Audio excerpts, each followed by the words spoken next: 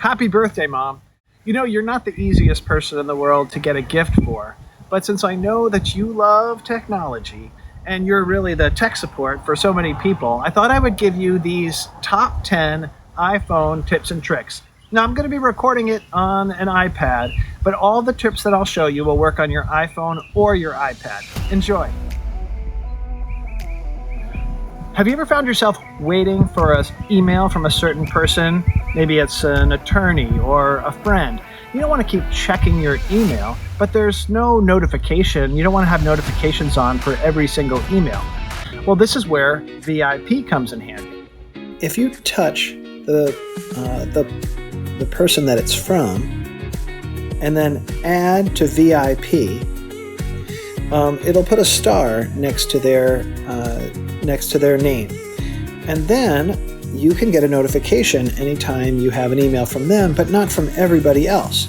So if you look at the settings, if I go down to Mail Settings, Notifications, I can decide what kinds of notifications I want for VIPs.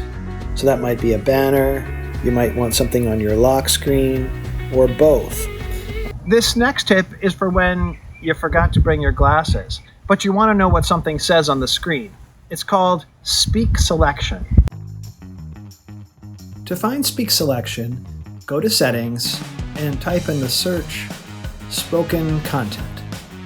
Then when you see Speech Selection at the top, turn that on. Once you've done that, anytime you get to any text that you select, you'll see the option to speak. Tap Speak and you'll hear it. I love you so much. Love, Anthony. There are certain things that we type all the time, like an email address, a phone number, or maybe a mailing address. Or maybe there are certain things that you say a lot, like, I saw this on a website and I thought of you. Any of those things you should only ever have to type once, because there's text replacement. To find text replacement, we'll do what we always do, which is go to the settings, pull down to reveal the search box, and we'll type in text replacement. When I do, of course, I have a bunch of names here already, but you might have just one or two or none. Click the plus button, and then any phrase that you want to include, let's say your name, and then you include a shortcut. What I suggest is that you choose something that you wouldn't typically type, but is very close and memorable. So what I usually do is I'll take the word and put two letters at the beginning. So it would be N-N-A-M-E, name, with two N's rather than one. That's easy for me to remember, and it's not something you would type in any other context, so you don't get this expanding in places where you don't want it. This tip is a 2-for-1. Both of them have to do with messages.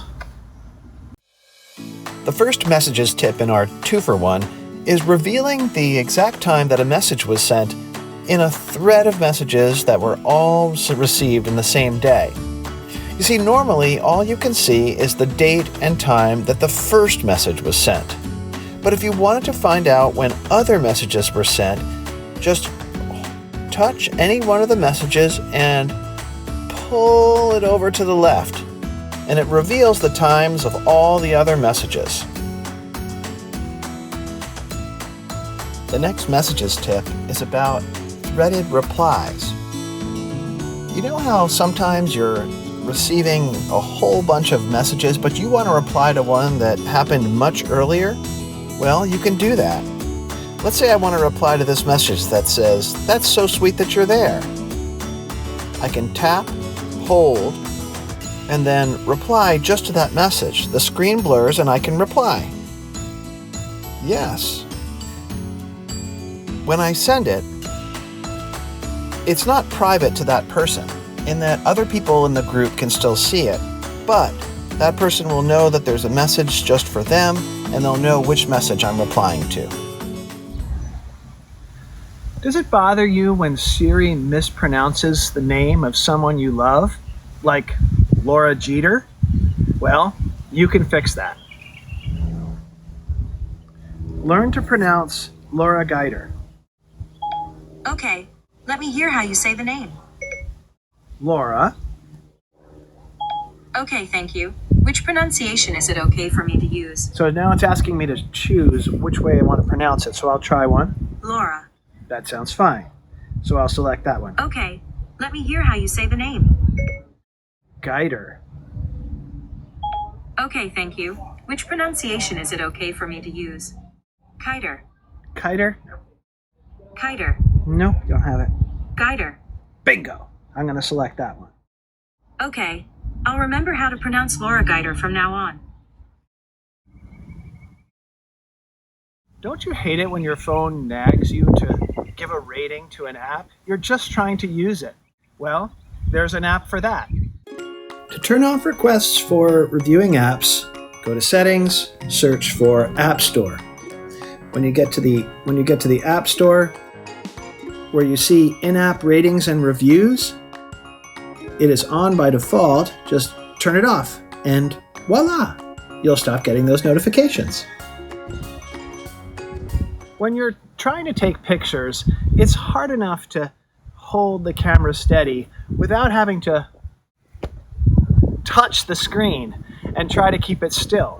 Well, you don't have to. In order to take a nice, solid picture that's nicely stabilized, you can use the volume buttons to take your picture. Use them just like you would an old-fashioned camera with the buttons on top. The best thing to do is to squeeze both fingers. That keeps the camera nice and steady. Well, I want to record something, but I also want to take a picture of it. What do? Do I use video or photo? Well, you don't really have to choose. You can snap a photo while you're taking a video. Here's how.